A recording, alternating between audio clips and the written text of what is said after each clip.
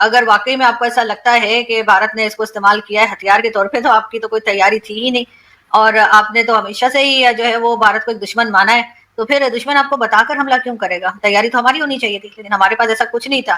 ये क्या बात हुई कि वो अटैक भी कर रहे हैं, वो पहले से बताए भी हमारे तुम्हें मारने के लिए, अब कर लो जो करना है, ऐसे थोड़ी होता है। लेकिन बहरहाल अपनी यहाँ पे एक तरह से अपनी गलती है पाकिस्तान की, कि कोई डैम नहीं है, कोई ऐसी चीज नहीं है जिससे कि इस तरह की सिचुएशन में बचा जा सके। और जाहिर है कि ये कोई पहली बार तो हुआ नहीं है कि उन्होंने पानी इस तरफ पाकिस्तान की तरफ रवाना किया। और सर ये तो पहले भी होता रहा है। अब अगर हम डैम नहीं बनाएंगे, हम अपने लिए कोई पाबंदी या कोई चीज ऐसी नहीं करेंगे जिसकी वजह से हम उस पानी को इस्तेमाल करके काबिल बना सकें या स्टोर कर सकें, तो सर यही होगा ना कि इसी तरह से अगर वहां से भी कुछ जो मवेशी थे वो बहकर इस साइड पर आए हैं। मैंने कल उनकी वीडियो भी क्लिप देखा है जावेद चौधरी साहब का, और वो ये कह रहे हैं कि कई जो मवेशी हैं वो बहकर इस तरफ आ गए, तो लोगों ने पकड़ पकड़ के अब वो अपने पास रखने शुरू करें।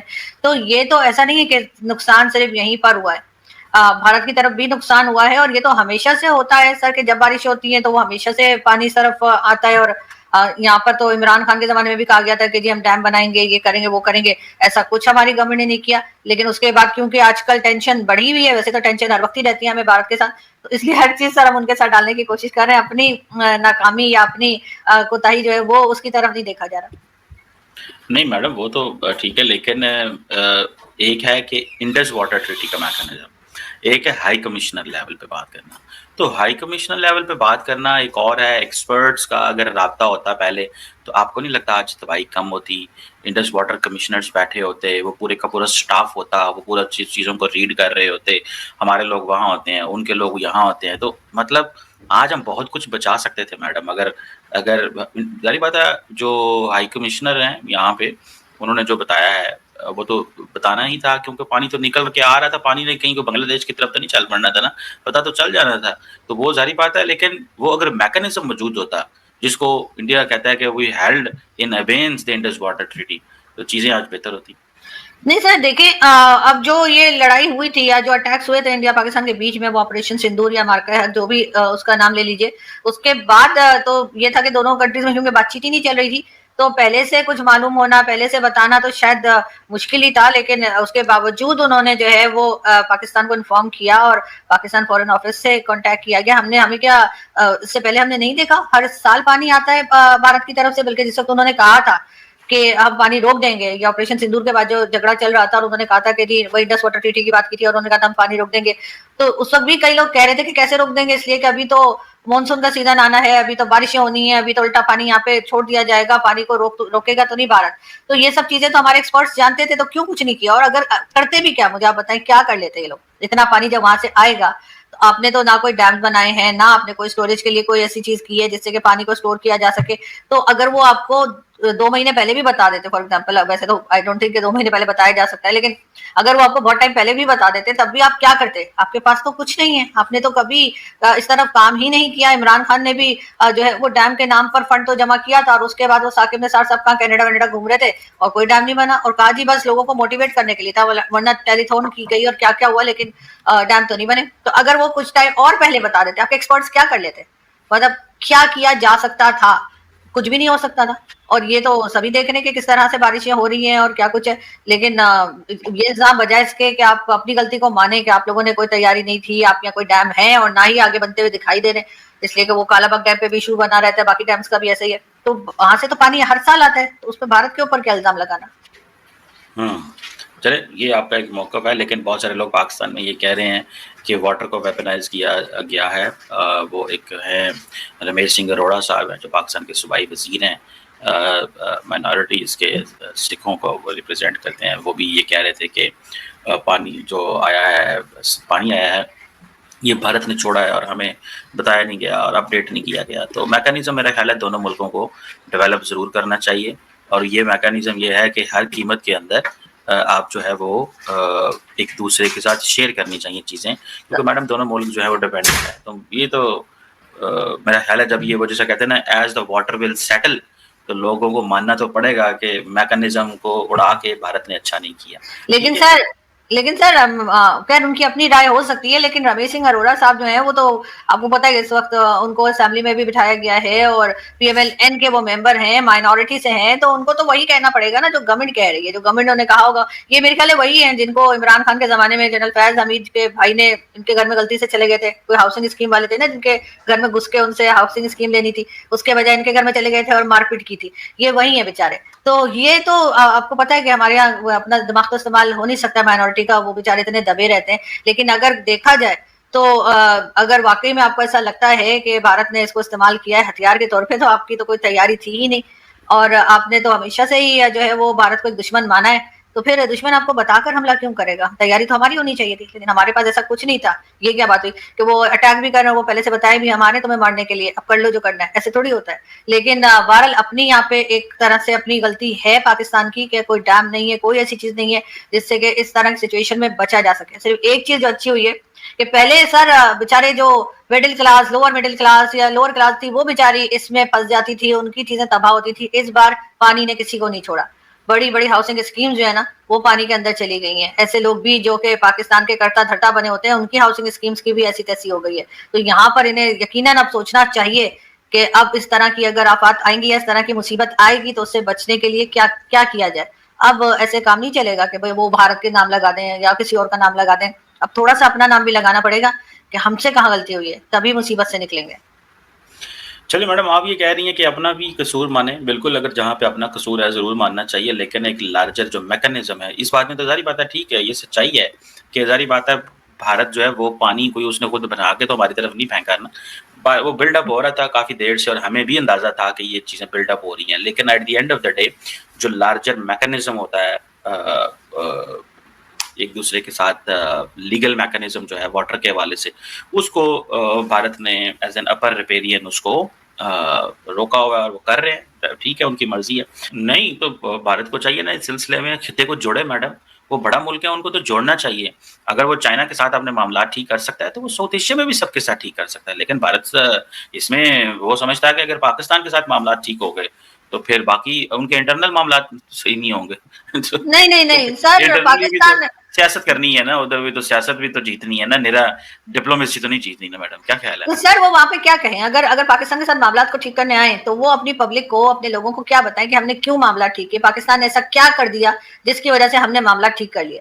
पाकिस्तान कुछ तो करे ना, चाहे वो टेररिज्म की बात हो जिसे हम खुद कहते हैं कि हम खुद भुगत रहे हैं तो ये हो रहा है वो हो रहा है। सर हम कुछ भी ना करें, वो कहें वैसे ही रात को सोएं और सुबह उठ के कहें कि जी हमने मामला ठीक करने पाकिस्तान से, हमें रात को ख्वाब आया था, ऐसे थोड़ी होता है। पाकिस्तान को भी तो कोई स्टेप लेना होगा ना कि दूसरा, अगर आपका किसी से इतना झगड़ा हो, किसी से इतनी टेंशन हो, तो कोई ना कोई स्टेप तो लेना पड़ता है ना दूसरी साइड की पार्टी को भी कि भाई अब ठीक है, अगर आपके साथ यही हमारा प्रॉब्लम था, अब हम ऐसा नहीं करेंगे या आप ऐसा मत किएगा, इस किस्म की बात की जाती है। या बस वैसे ही बिना किसी बात के, ना पाकिस्तान टेररिज्म के ऊपर कोई बात कर रहा है, ना कोई टेररिज्म को रोकने की लिए कोशिश की जा रही है, ना हाफिज सईद मसूद अजहर उनके हवाले किए जा रहे हैं, ना उनको प्रॉपर सजा दी जा रही है। मतलब कोई चीज भी हम ऐसी नहीं कर रहे जिसके लिए कंप्लेन भारत करता रहता है, लेकिन भारत फिर भी हमारे साथ टर्म्स ठीक कर ले।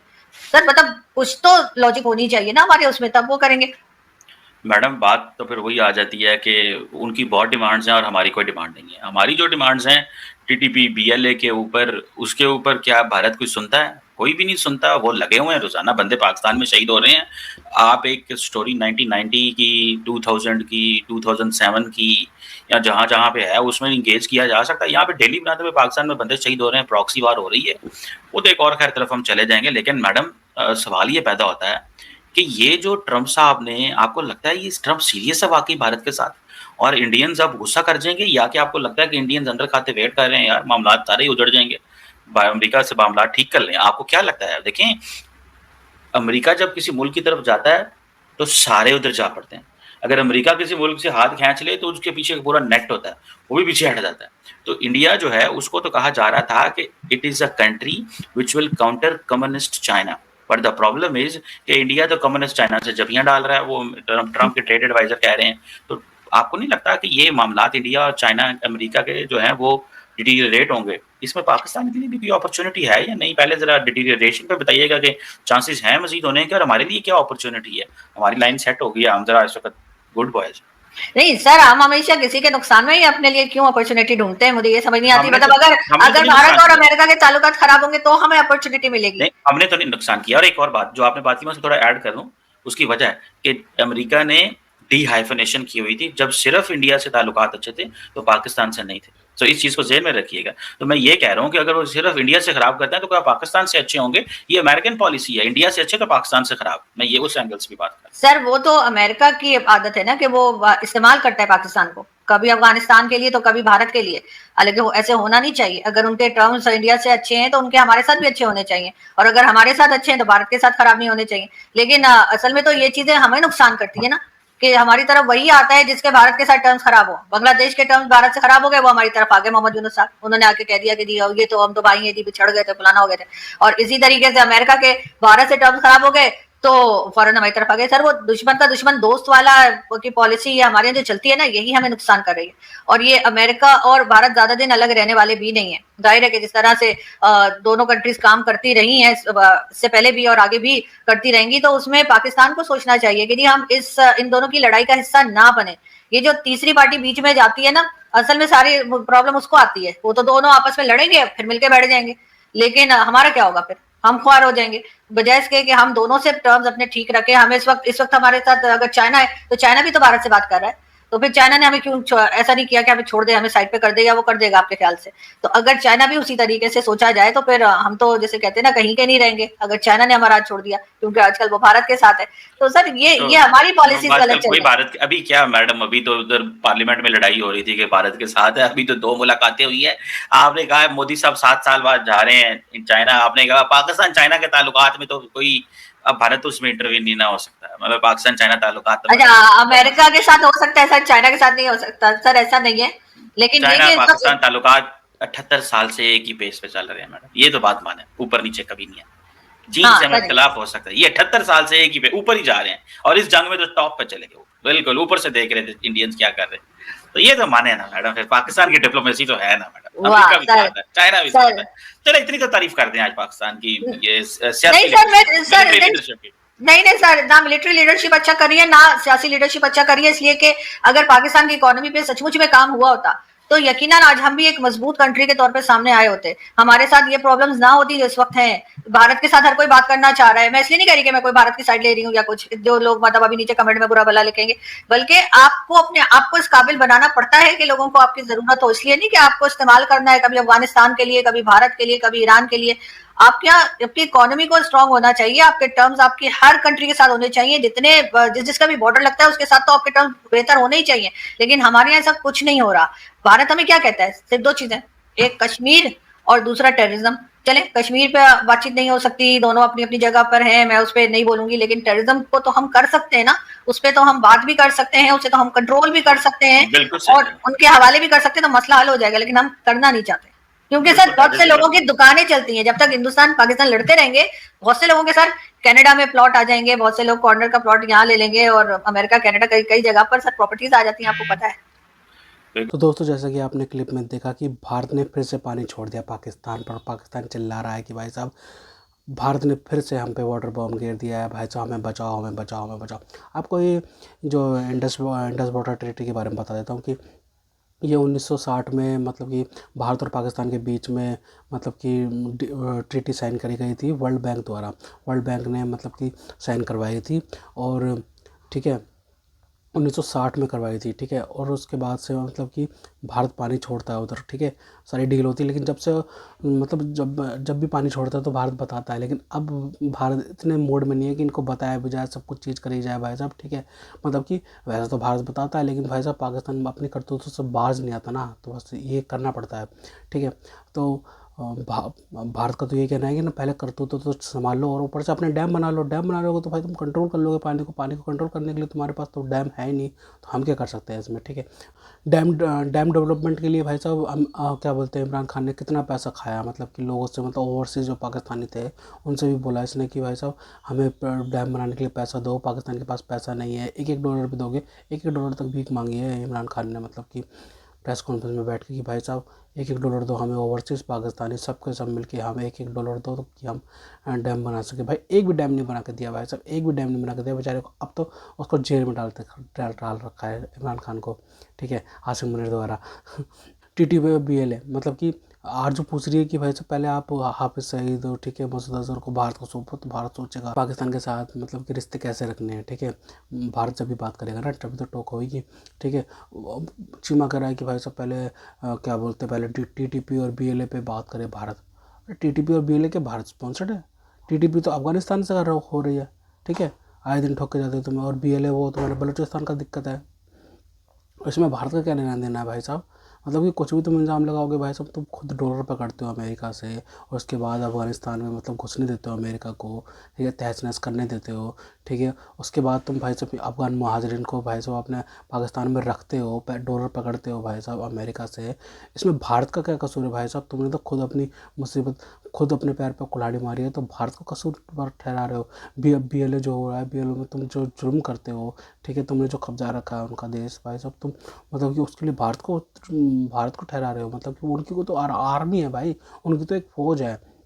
BLA वालों की तो उनसे निपटा तो जा नहीं रहा है तुमसे, ठीक है भाई साहब। आए दिन BLA वाले ठोकते हैं, फिर उसके बाद फिर TTP वाले तो रोज़ ठोकते हैं, रोज़ रोज़। मतलब कि ऐसा कोई दिन नहीं आता कि वहाँ से पाकिस्तानी फौजी की पाकिस्तानी फौजी शहीद ना होता वहाँ से, क्योंकि TTP वाले मतलब कि छोड़ते नहीं है पाकिस्तान को। अभी हाल ही में फिर से हमला किया है TTP वालों ने। मतलब कि भाई साहब मतलब अफगानों का तो ये है कि भाई साहब वो तो ज़िंदगी भर लड़ते रहेंगे, उनका कोई वो नहीं है। क्योंकि भाई साहब वो पहले रशियन से भी लड़े, फिर उसके बाद अमेरिका से भी लड़े, अब पाकिस्तान से लड़े। क्योंकि डोनल लाइन का जो मसला है ना वो चला हुआ है भाई साहब। वो क्लेम करता है ना अफगानिस्तान की, भाई साहब ये हमारा हिस्सा है। डोनल लाइन की तरफ जो पश्तून से ना, तो उनको अपना मानता है अफगानिस्तान, तो भाई साहब पाकिस्तान कहता है कि भाई साहब ये तो हमारा हिस्सा है। तो भाई साहब उसी वजह से झड़प चली हुई है।